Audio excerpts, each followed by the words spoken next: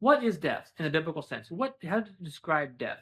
Christians believe that it is, quote, eternal destruction from the presence of the Lord, which is based on an egregious mistranslation of a New Testament verse, and frankly makes no grammatical sense. How can you destroy someone from someone's presence? I mean, like, I can see destroying them in someone's presence, but destroying them from, it makes no sense. Anyone who thinks it does has a screw loose. So what does the Bible actually say? It says the dead know not anything. It says the dead are sleeping. And then it says that when we die, we are like water poured out upon the ground that cannot be gathered up again. But why then does God say we're sleeping? Because sleeping implies we can wake up again. But the same verse says that God has devised a way so that his banished might not be expelled from him.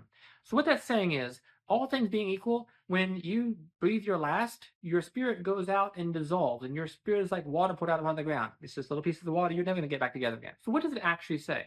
It says that we are like water poured out upon the ground. It says we are like wind that is cast into the air. When a puff of smoke comes out of a fire, it just dissipates and disappears, and soon you can't see it, and trying to find all the molecules of it would be impossible. When you find water that's been poured on the ground, it evaporates. It goes in every little spot. You'll never get all those atoms back together again. So when we die, that is what happens to what is us.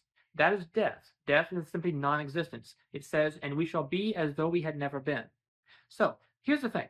This is what death actually is. Death is not life in hell.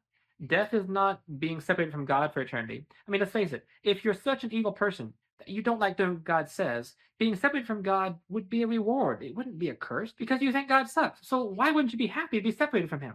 It's ridiculous. And it's based on very badly mistranslated verses because people are trying to make the Bible fit a doctrine that they already accepted, which is that death doesn't mean death at all. Death means life in hell. Death means eternal existence, but in some place that God is not. And that is not what the Bible says at all. Death simply means death. It means to cease to exist.